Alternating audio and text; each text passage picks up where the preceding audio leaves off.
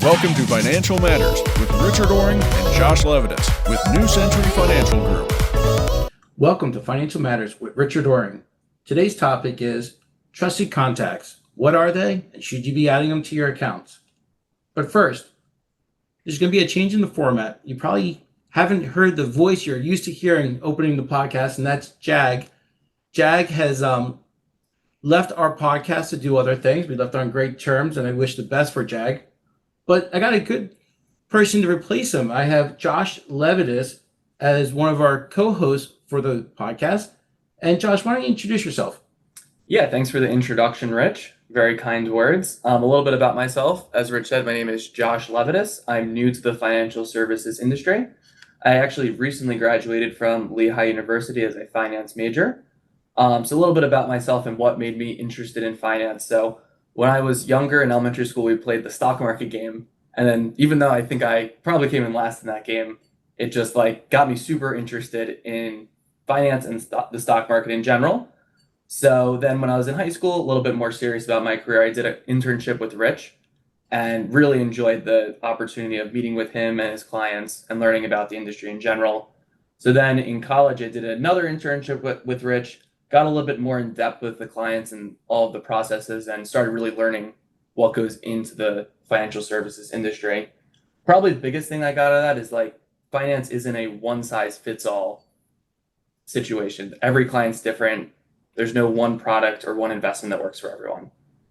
Josh, you mentioned that you did 2 internships with me, but you actually did a third one while you were in college. Do you want to share the differences between 2 different financial planning firms? Sure. Yeah. So after my second internship, Rich said he thinks it would be a good idea if I got some experience elsewhere just to gain some more perspective of the industry. At the time, honestly, I was a bit disappointed because I wanted Rich to hire me full time. But looking back, I think it was a really good idea that he had because I went to a different company, bit of a bigger company, more sales focused, and their approach is a little bit different. Instead of being individual with each client, they have some specific products that they're looking to sell, and they look for clients that are a good fit for those products. So kind of the other way around than we do business. That's not their whole practice. That's how they focus on new advisors getting into business. Right. Keeping them limited products on what they're offering and services. Right. So it was more of a sales-based internship rather than a learning-based internship. But it was overall a very good experience. I got to learn more about the industry and how other companies operate. And then I gave Rich a call just to ask him some questions about the company and his perspective as a more experienced advisor. And he said I should come back and work for him. Now that I learned those lessons, I was ready to come back. So I was super happy to get that news. I was very happy that you said yes. You didn't hold that bitterness on the advice I gave you. Obviously not. Yeah, so then just a little bit more about me personally. So most important thing in my life is my girlfriend, Lindsay.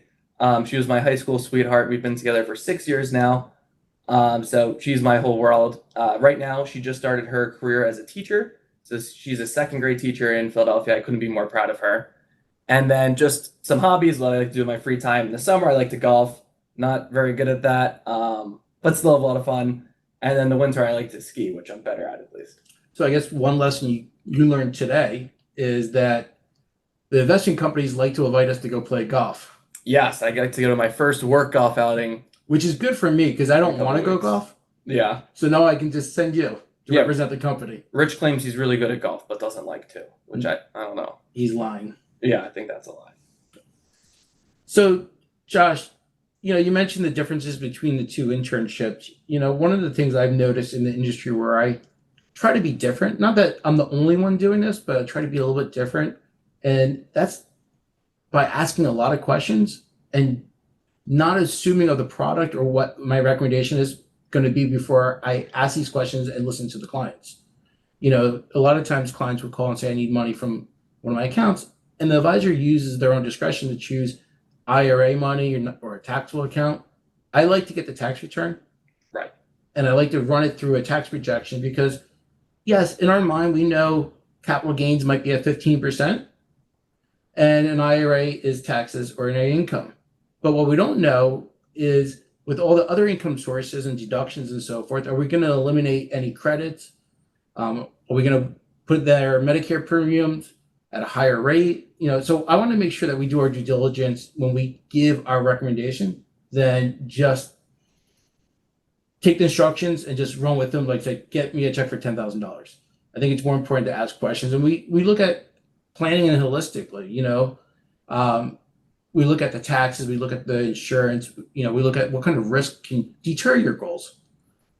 We look at the investments. I mean, pretty much everything. I can keep going on and on and on. But I think the biggest thing is what we like to pride ourselves on is developing that personal relationship with the client and to really understand them, not just what their goals are, but opening the hood and seeing how the taxes work, how their asset allocation works, not just on the accounts we manage, but all their accounts. And we look at it, as a household, if that's what the client's goal is to, husband and wife and so forth. So it's a little bit. Maybe we should in the future do a whole podcast just on holistic financial planning. Yeah, that'd be fine if we want to put some people to sleep. No, I'm just kidding. But yeah, exactly what you said. Like every day it amazes me how much more goes into financial planning and financial advising than I really realize. There's, like you said, there's so many different layers to it, especially when you get into tax. It's not just this investment's going to work for everyone. So Josh, when we talked about you coming onto the podcast, you gave me some comments about reformatting it and some advantages you can bring to the table for this podcast. Why don't you share what your image and what we discussing we're going to do of a format going forward? Yeah, for sure. So one of the big changes, obviously you guys can see if you're watching on video, is that we're starting to do a video additionally instead of just an audio podcast to make it a little bit more engaging for everyone. And then Rich had mentioned the change. Instead of Jag, I'm going to be the co-host of the podcast. And then additionally, as a younger advisor, I think I have a different perspective of what it's like to be from Gen Z. A lot different things go into it when you're 22, creating a financial plan, than creating a financial plan for someone who's 60 approaching retirement. So we're going to get into some topics that are more focused to younger people, stuff like stuff to look for in your first job, what car to buy to be economical and not be flashy, fun things like that older folks might not always be considering. I think it's going to be really good because, you share where you are in your life with me all the time. We talk about it and the steps you take. Like, I don't know any of my friends who did that after college and setting up not just long-term goals, but your short-term goals.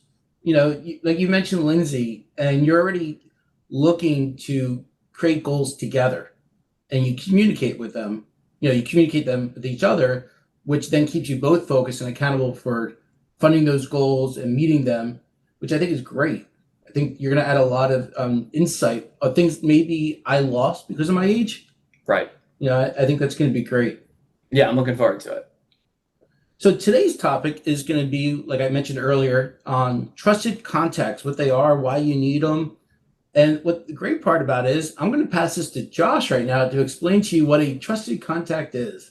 Sure. Yeah. So a trusted contact is the person that you assign to us to be the trusted person on your account. So a big common misconception with this is folks think that this is someone that has power of attorney over your account and can make withdrawals, changes to your account, which is not true.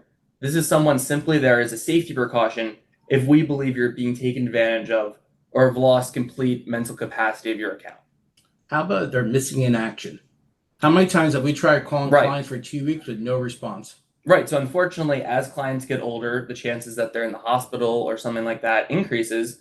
And then there's a situation where something happens with their account and we're not easily able to contact them. So if there's a trusted person assigned to their account, then we have someone to go to when we can't find the client themselves. We just recently had an experience where we're trying to reach the client, knocked on the door, went to the son's house, still no response back from the client. That's been over 2 weeks now. And I know that this client is healthy. There's no problems. Maybe he's busy or just doesn't want to focus on the finances at this point. But being able to reach out to his son to find out that he's not in the hospital, there's no crisis I need to be aware of, put my nerves at ease. Exactly. Yeah. So from our perspective, one of the biggest things is we want to be able to reach our client on a moment's notice in case something happens. On the other hand, Finra has a very strong focus on assigning a trusted person to accounts because they're afraid that seniors and disabled folks are going to be taken advantage of in scams. So don't want to get too into that because it's not really a very nice topic, but unfortunately, a couple of the biggest scams that we see in the industry, the first one is the romance scam. There'll be someone online claiming to be from a foreign country. They want to come meet you. This one's usually targeting seniors that unfortunately are lonely. and they need you to wire them $10,000 to an offshore account for their flight to the United States or something of that nature. Another big one is an investment scam. This one probably targeting people of all age. I'm sure everyone's seen someone's Instagram that got hacked, and they're posting, "Oh, Venmo me 1,000 Bitcoin dollars, and I'll send you back 10,000." So like, should be clear that that's a scam, but unfortunately, that's something that folks are taking advantage of with. If anything like that ever happens, you get a notice or a phone call or email that you're entitled to an inheritance. All you have to do is pay the taxes because it's a foreign tax. Call us as financial advisors, register with Finra. We take ongoing courses for scams which are out there. So you may not know, what scams are current. We do. So Right. before you just send and wire money to someone, make a few phone calls. We can always do some research. We call a broker dealer to see if there's a different scam out there. I wouldn't just be sending money. And I hate to say this, it's not just people who are older or mentally incapacitated. I've seen people, actually, I'm thinking of a particular person who was in our industry who got scammed. Right. Even people in the industry that are aware of it can be taken advantage of. Right. It happens all the time. These scammers get better and better Right. each year. And, the technology they're using, especially with this whole AI stuff coming out, Sure. you really, if it sounds too good, Right. ask questions. Yeah. But that's a good point. Like, even people in our position in the industry get taken advantage of. Like, it's not something to be ashamed about necessarily. It's something to talk about. Right. So to get a little bit more into the FINRA language of this, FINRA wants us to get a trusted person for anyone that opens an account that's over 65 because they're more likely to be taken advantage of. And additionally, anyone that's over 18 and has a disability would make them more prone to scams. Josh, I want to add one more thing. 'Cause Sure. to me, when FINRA says disability, I would also add a young adult or any adult who doesn't have that financial background Right. to add a trusted contact. I actually believe that everyone should be adding a trusted contact because if you're 40, are you going to remember to add it in 25 years? Definitely not. Is your advisor going to remember to tell you to add it? I don't know. Right. So for us, it would be great if FINRA required it to be added. Currently, the regulation is that we're required to try our best efforts to get a trusted person from a contact or for a new client. However, if the client does not want to provide a trusted person, they're not required to. Right. Josh, the other thing is, even if you add one, you got to remember to update it if that trusted contact becomes disabled, passes away, or you just lose contact with that person. Just like your beneficiaries, you update those when something dramatically changes. You got to look at the trusted contact too. Exactly. So I mentioned how FINRA has some specific regulations on that. In the description of this podcast or in the notes, we're going to include a link to the video FINRA provides with the exact language on what they want to see with trusted persons. But just a summary of what we got there. The first big rule that gets into trusted contacts is Finra Rule 2165, and it's explaining who should get a trusted contact, and that's what I mentioned before, folks over 65 or people over 18 with a disability. Again, anyone should get a trusted contact on their account. That's just who FINRA requires us to ask for a trusted person. So, Josh, actually, I want to share a story which is a little bit different. It's actually a common elder care abuse in Florida, which, the advisors down in Florida know to look for this. So I had a client years ago who, her husband unfortunately passed before, way before she eventually passed, but she had MS. The MS progressed to the point where she became bedridden. And she had a full-time caregiver, and that caregiver eventually moved into her house with her daughter. And part of the compensation was the, waive of rent, no rent, of course. And everything was going great. And then all of a sudden, maybe 2 years into this working relationship, I get a phone call from the health aide, to change the beneficiary to her. Now, I know this client pretty well. I know she didn't have any children. She wasn't really close to a lot of family members. So it wasn't an unrealistic request. But I know through my training, that is something which is very highly used, for healthcare caregivers because the person is dependent on them for living. Right. This client can't get to the bed. If she just left, she's screwed. Right. Could be a conflict of interest. So a lot of times healthcare providers are in the position to push their, you know, influence on them. So I explained to the client and the caregiver, I said, look, I truly believe that you guys really want to do this. I truly believe this. But I knew she had a sister. And I said, I would feel more comfortable if your sister, by state law, would be the beneficiary, understands that you want to make this request and she agrees to it, that there's no question. Like when I say agree to it, she understands your wishes. And I also had my broker dealer have a representative on the phone too as a witness. Now, during this conference call, it went well. It went exactly what I expected. The sister was like, I'm not very close with my sister. We haven't spoke for a while. I didn't expect to be her beneficiary. I can't tell her who to name her beneficiary, but it's okay if it's not me, and I'll send you a letter. That was enough to make that change with no questions asked, right? But I wanted to dot my I's, cross my T's to make sure that this client's wishes were really her wishes and not the caregiver's. So that's a little bit different. Right. It's almost the opposite. Right. But it's our job to ask these questions. Like when we're talking to a client and their memory loss or they don't remember, like it's common that when they begin to have memory loss, they'll call us every day. What's my account balance? What's my account balance? You know, it's our job to start documenting this, let our back office, our broker dealer know that we have some concerns.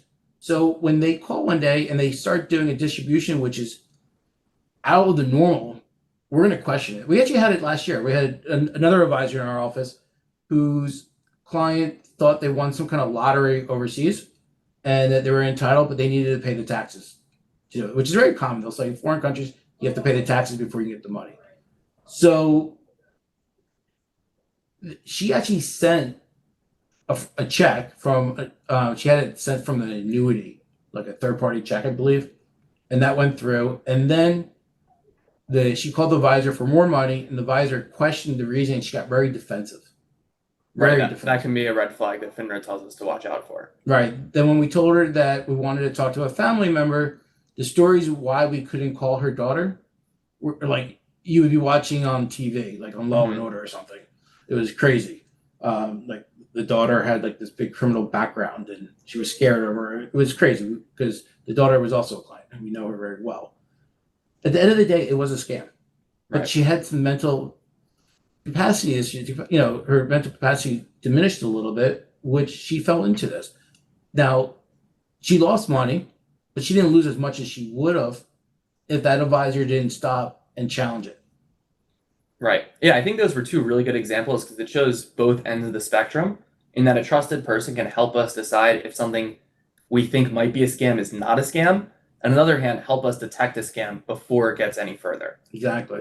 The one thing, I'm not sure if you mentioned it or not, is the 15-day hold. So when you open an account with an investment company, technically, if we have questions or think there's a decision the client's making which is not in their norm or can't explain why they're requesting that, we have the right to notify our broker dealer, which can put the instructions on hold for 15 days to investigate. So having that trusted contact where we can call can shorten that 15-day hold once we know the answers. Right, because 15 days doesn't sound like a lot, but 15 business days can end up being 3 weeks. A lot can change in 3 weeks, so it helps us move things along faster if we have that trusted person to go to. You know, I mentioned taxes a couple of times. You know, taxes have a due date. Right. And if you don't meet it within that due date, there's interest and penalties. So having that trusted contact, again, shortens that time period.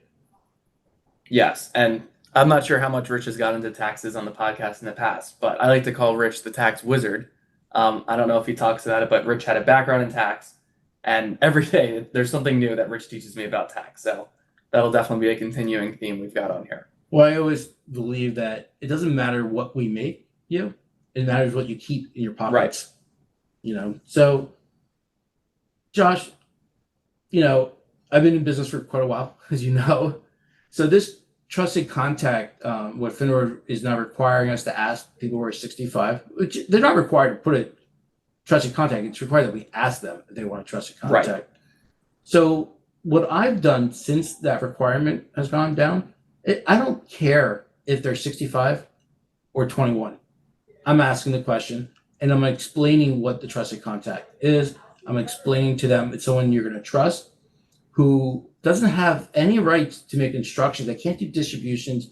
They can't do much. It's just more for informational. Like, hey, I'm concerned about Josh. Have you spoke to him for a while? Have you noticed any mental issues or anything? Did he have a great loss or, something happened and, for him to be making these calls and acting this way? Yeah. I think it's a great change that Finra's making because there's only a benefit to it. There's nothing you're losing by assigning a trusted person to your contact or to your account. The person who can act on your behalf is your power of attorney, which you're going to go to a lawyer and have drafted most likely. And that's completely different, right? Exactly. After I explain this, I also encourage them not just to add that trusted contact on the accounts I manage, or even if I do a financial plan for, it doesn't always have to be investments. It could be for financial planning also. I encourage them to reach out to their other financial institutions to add that trusted contact. Right, across all their accounts, not just their accounts held with us. Right. The other thing I started doing was, the rule basically said that we have to go forward asking new clients to add the trusted contact. I just recently did email campaign, asking my clients, explaining what a trusted contact is. I included the video from Finra, and I included the form to add trusted contacts. And we did get a few back, which was really nice to see, but it's going to be a practice every year I'm going to do. It's going to be an annual email sending out, asking if they want to add a trusted contact, and reminding them if you have a trusted contact and it has to be changed, let us know. So, Josh, it's time to close the podcast. Okay. Now, you've heard Jag talk. Jag was a professional DJ on the radio. The bar's high. Very high. So he and I used to have this joke going on, who has the right to do the closing comments? It was almost like who can get it. Unfortunately, he won most of the time, but I got a few in. But I'm going to allow you to do the closing comments on this podcast since it's your first. Okay. Pressure's on then, I guess. So first off, thank you everybody for listening. I know we haven't recorded one in a while, so I'm very appreciative to everyone that's come back. And thank you to all of the new viewers that have joined recently. If you're not subscribed, please subscribe as we're going to be recording many new podcasts in the ongoing weeks and months to come. And then additionally, if you take a look at the notes for the show, you'll find some additional information, like I mentioned from Finra, on the trusted person topic that we had mentioned. And then we want to make this more of an interactive forum for folks. So if you have topics that you want us to talk about, please give us a call and we'd be happy to make that a whole episode of the podcast. And then if you have any friends that are interested in finance also, feel free to send them the podcast for them to listen to. If you want to contact us, you can email us at info@ncfg.com. You could call us directly at 609-924-2049. My extension is 105 if you want me directly. And then if you just want some general information, I encourage you to check out our website, www.ncfg.com. And then you could even schedule a meeting directly with Rich or I, or both of us, on the site. And then it would really help us out. If you like the podcast, please take the time to write a review for the podcast. That would be great. And then finally, the disclosures. Thank you, Josh. You did great. Thanks, Rich. Richard Oring's and Josh Levitas' branch office is 1 Airport Place, Princeton, New Jersey, 08540. The branch phone number is 609-924-2049. Securities are offered through Osaic Wealth Incorporated, member FINRA SIPC. Advisory services are offered through New Century Financial Group, LLC, a registered investment advisor, not affiliated with Osaic Wealth Incorporated. New Century Financial Group, LLC and Osaic Wealth Incorporated do not offer tax advice or tax services. Please consult your tax specialist for individual advice. We make no specific comments or recommendations on any tax-related details.